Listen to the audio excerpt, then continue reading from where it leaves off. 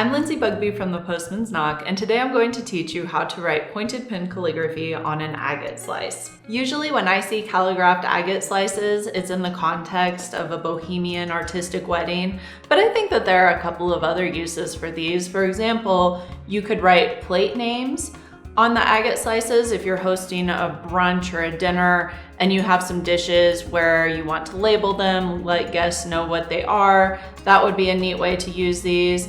You could actually just draw on one and use it as home decor, especially if you could get like a bigger slice and prop it up on like a plate stand or something. I know that you're creative. You can come up with ways that you want to use this technique, but let me jump into showing you how to do it, and then you can go off and make some amazing things. You'll want to begin, of course, by sourcing your agate slices. I actually found mine at an art thrift store here in Boulder, Colorado, but I've looked online and they're readily available on websites like Amazon or big box craft stores. So buy as many slices as you need, get a few extras because you want to make sure that they are nice and smooth. So like this slice isn't great for calligraphy because it's got all of these cracks in it, and your nib will stick in these cracks. So you want to make sure that it's all smooth. With me touching these, I am getting my hand oils all over these. We know that oil and water don't mix, and ink is mostly water. So go ahead and grab the cleaning agent that you're most comfortable using. I'm just using a Clorox disinfectant wipe, but if you have vinegar or any cleaner on hand, wipe the surface of your agate clean so it doesn't have any oils on it, and then try not to touch the center of the agate because we don't want to get oil on there. Wait for it to dry and then we'll be ready to rock and roll. While you wait for your agate to dry, you'll want to go ahead and prepare your bleed-proof white ink. Bleed-proof white is a really good ink to use for writing on agate slices because it's essentially a thick paint. So looks like I have enough water in there to just stir it in with my chopstick. And if you've used bleed-proof white before, you know that you need to stir it to a consistency that is similar to that of heavy cream in the US here. So the type of cream that you would whip into whipped cream, that's the consistency you're going for. And now you'll want to go ahead and grab a flexible nib that doesn't have a terribly pointy point.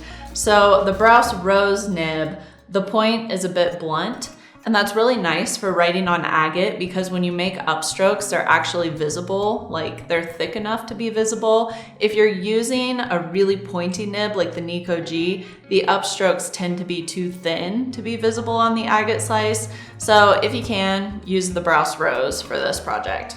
So now I'm going to show you a hack that will blow your mind. Take some calligraphy guidelines, like the Perfect Calligraphy Envelope Generator that's available for free to download on the TPK website, and place it underneath the agate so you have some guidelines when you're writing. No, it's clever. And then grab your ink. Let's see, what name should we write today? Maybe Margot?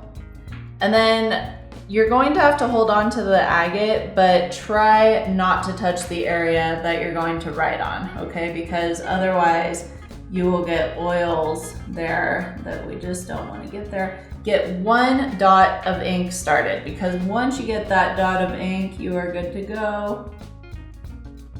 You're not going to be able to follow the guidelines exactly, but they're sure helpful. It's a lot different from writing on paper, but there is enough tooth to it for the ink to stick pretty well. And just move however you need to in order to get that name down. I haven't warmed up today, so my strokes are just a bit shaky.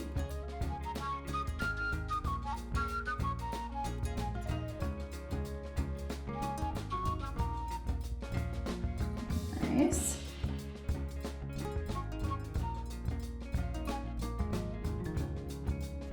And you'll notice that it's a bit tougher to make those downstroke, upstroke transitions nice and clean. So do try to go a bit slower than usual and don't judge yourself too harshly if you can't get those super clean transitions.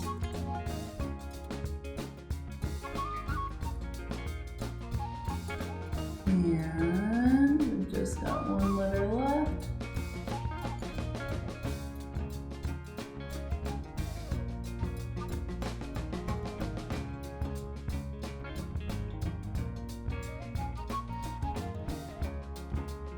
I love this effect because it is so unique that you're actually writing on this, and you don't have to use the guidelines. To write Felix, I just used regular modern calligraphy and eyeballed it. So if that works better for you, go ahead and do that. So that's really all there is to it. Once that ink has dried, you can see that it stays on pretty well.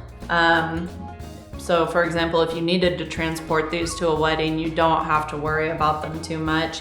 And then once you have used them, if you want to reuse them, it's really easy to get that ink off. So just take the cleaner of your choice and rub it off, and then you could reuse it for your next event, which I think is super cool. I hope that you enjoyed this little tutorial and that it inspires you to go out, get some agate, and write on it. If you have any questions, don't hesitate to reach out. You know I'm always happy to help. Thank you so much for watching, and don't forget to like and subscribe.